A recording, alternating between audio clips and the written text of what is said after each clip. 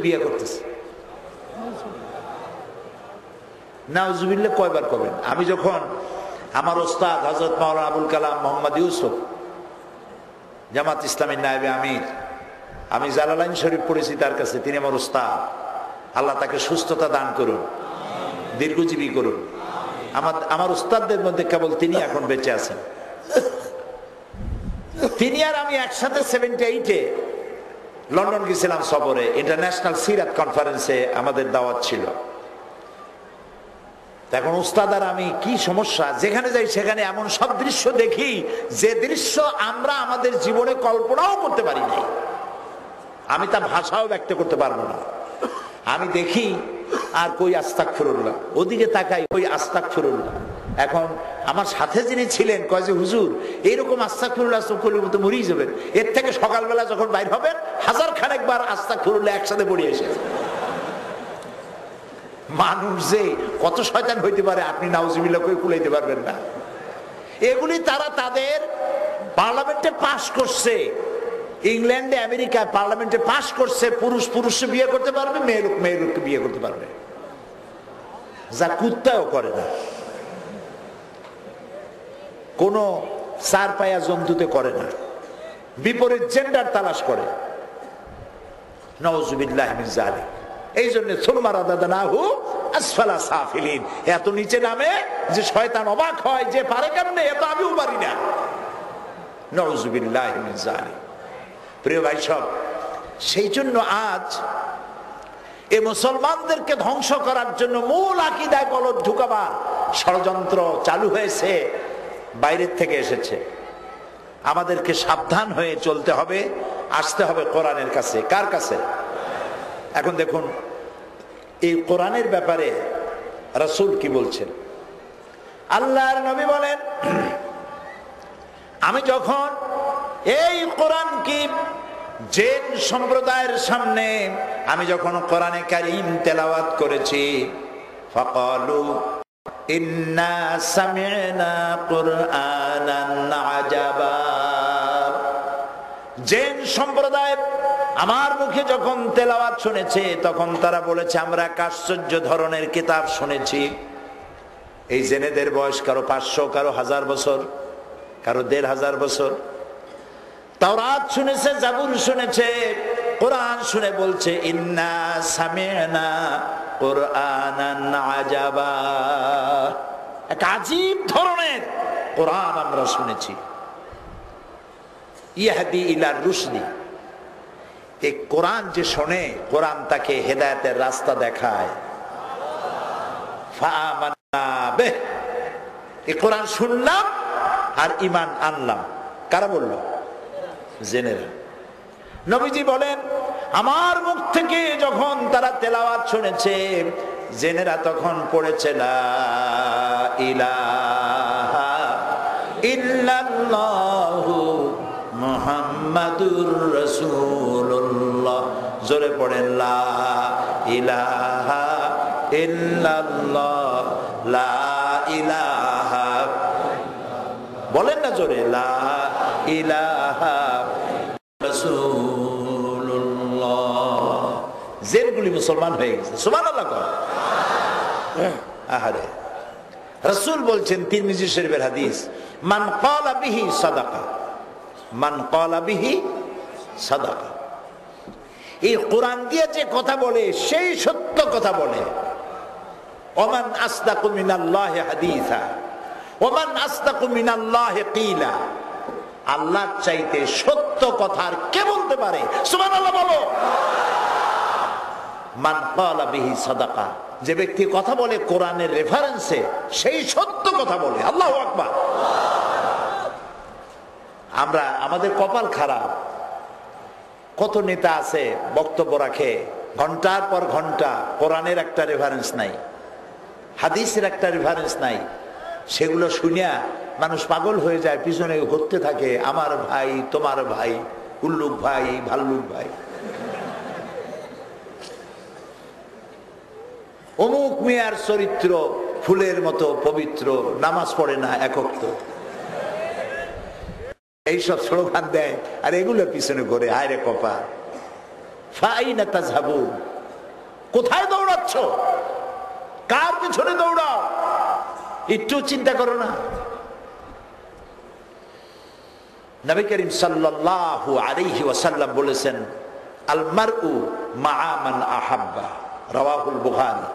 আল মারউ মাআ মান আহাব্বা, যার সাথে তোমার ভালোবাসা হবে ওর সাথে তোমার হাসর হবে।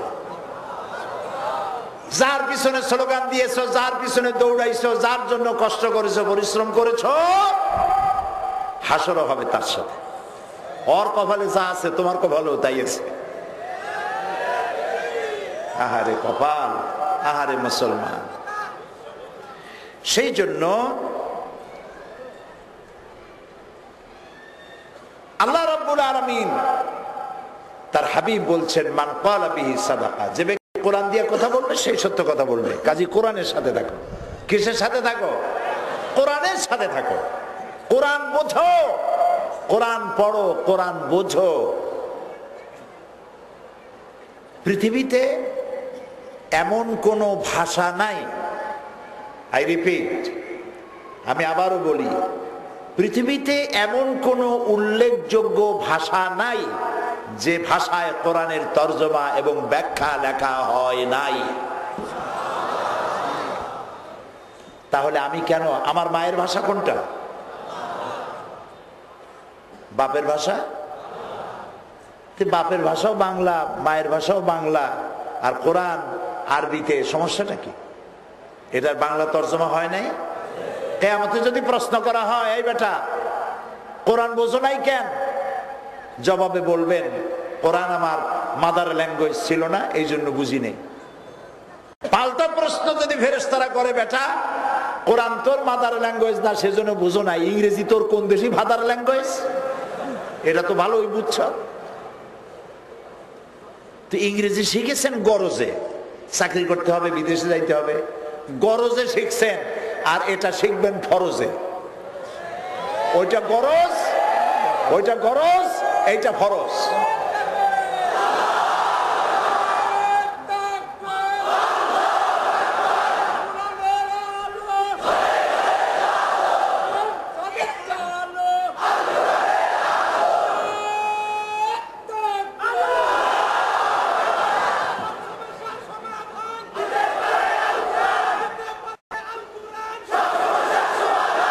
সত্যি কথা, আলহামদুলিল্লাহ বলে।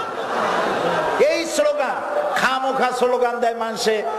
এই ইসে গেছিলাম, কি জানি কোথায় গেছিলাম, এই কোথায় গেছিলাম, না না রাজশাহী না কোথায় গেলাম, তারা স্লোগান দেয়, এই ইসলামের শত্রুরা হুঁশিয়ার সাবধান। তুমি শত্রু বানাও কেন?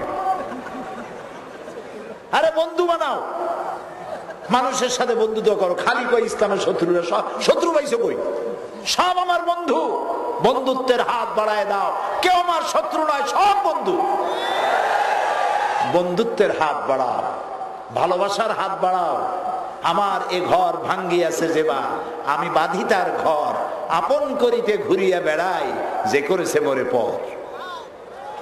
তাহলেই আপনি ইসলামে আগাতে পারবেন। আর শত্রু শত্রু করবেন, কিছু করতে পারবেন না। সেই জন্যে আল্লাহ রসুল বলছেন, মান ক্বালা বিহি সাদাকা, কোরআন দিয়ে যে কথা বলে সেই সত্য কথা বলে। আর এই হচ্ছে এমন এক কিতাব, সারা জীবন বলে শেষ করতে পারবো না। আমার আল্লাহ বলেছেন। কে বলেছেন? বলেন, আমার আল্লাহ বলেছেন। ফামান তাবিয়া হুদায়া ফালা খাউফুন আলাইহিম ওয়ালা হুম ইয়াহজানুন। আল্লাহ রাব্বুল আলামিন বলেন, যে বা যারা এই কোরআনের অনুসরণ করে চলবে, এটাকে মেনে চলবে, ব্যক্তি, পরিবার, সমাজ, জীবনের সকল ক্ষেত্রে এই কোরআনের আইন যারা মেনে চলবে, ফালা খাউফুন আলাইহিম, ওদের জন্য কোনো ভয় নাই, ওয়ালা হুম ইয়াহজানুন, ওদের জন্য কোনো চিন্তাও নাই। ভয়ও নাই, চিন্তাও নাই যদি কোরআন মেনে চলো। কিসের ভয় নাই? মানুষেরা ভয় করে চুরি, ডাকাতি, জেনা, ব্যভিচার, হত্যা, ধর্ষণ, এগুলোর ভয় করে। কোরআনের আইন চালু করো, চুরি থাকবে না, ডাকাতি থাকবে না, জেনা থাকবে না, ব্যভিচার থাকবে না, সব বন্ধ হয়ে যাবে। ওয়ালা হুম ইয়াহজানুন, কোনো চিন্তাও থাকবে না। কিসের দুশ্চিন্তা? মানুষের ফান্ডামেন্টাল রাইটস, মৌলিক অধিকার 5টা। মৌলিক অধিকার কয়টা? কে বলেছে? আল্লাহ রাসূল বলেছেন। খাওয়া, পড়া, শিক্ষা, চিকিৎসা, বাসস্থান। মৌলিক অধিকার কয়টা হলো? 5টা। ইসলামী আইন যদি চালু হয়, কোরআন যদি চালু হয়, তাহলে 5টি মৌলিক অধিকারের গ্যারান্টি পাবে জাতি, ধর্ম, দল, মত নির্বিশেষে সবাই। তাহলে তোমার ভয়ও থাকলো না, চিন্তাও থাকলো না, আর পরকালে জাহান্নাম থেকে মুক্তি পাবে, দুনিয়ায় শান্তি পাবে। কোরআন যদি মেনে চলো। কে বলছেন? কে বলছেন? আল্লাহ তাআলা। আমরা কোরআনে আমার জীবন ব্যবস্থা তালাশ করি না, খালি তালাশ করে এই ছেলেমেয়ের বিয়ে দেওয়ার ব্যবস্থা কোন আয়াতে তাবিজ লিখে দিলে ওই মেয়েটারে পাওয়া যাবে। তারপরে চাউল পড়া, পানি পড়া, তেল পড়া, কোনটা দিয়ে কি করলে কি সর্বনাশ করা যায়, খালি তাবিজ তালাশ করে। আহারে মুসলমান, কপাল কি পোড়া পুড়ছে কর। কোরআন দিয়া তাবিজ লেখে। আমার একটা হাদিস দেখান যে নবী করিম সাল্লাল্লাহু আলাইহি সাল্লাম তাবিজ লেখার পারমিশন দিয়েছেন কোন সাহাবীকে, বা নিজে লিখতে বলেছেন যে তোমরা এটা লেখো, এই আয়াত দিলে এইভাবে লিখে দিলে এই রোগ ভালো হবে, এরকম আছে নাকি? নাই। ঝাড়ফুঁক রাসূলুল্লাহ নিজে করেছেন, ঝাড়ফুঁকের পারমিশনও দিয়েছেন। আলহামদুলিল্লাহ বলুন। কিন্তু আপনি তো তাবিজ লিখতেছেন, আর তাবিজ লেখে কি? লাল কালি, হ্যাঁ, জর্দা, জাফরান, জাফরান, কালো কালি, কুয়ার পানি, বেড়ের পানি, ড্রেনের পানি, খালের পানি, 7 জায়গার পানি, এগুলো মিলাই টিলিয়া তারপরে কতগুলো দাগ দিয়ে 573, 793, 1312, 1411 কতগুলো লিখে আরবিতে, তারপরে চতুর্দিকে লেখে ইয়া জিব্রাইল, ইয়া মিকাইল, ইয়া ইসরাফিল, ইয়া আজরাইল, আর নিচে গিয়ে লেখে বদুহ।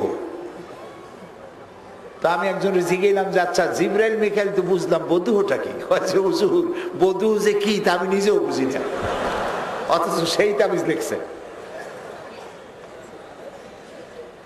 বিশ্বাস করুন, এ কোরআন আল্লাহ তাবিজ লেখার জন্য পাঠান নাই। কপাল পোড়া জাতি। এ কোরআন আসছিল মানুষের ভাগ্যকে সুপ্রসন্ন করার জন্য, আর আমরা আমাদের ভাগ্যকে বরবাদ করে দিচ্ছি। নবী করিম সাল্লাল্লাহু আলাইহি সাল্লাম বলছেন মান ক্বালা বিহি সাদাকা ওয়া মান আমিলা বিহি উজরা। আর যে ব্যক্তি কোরআন পড়বে আর আমল করবে তাকে পুরস্কৃত করা হবে ফিদ দুনিয়া ওয়াল আখিরাহ।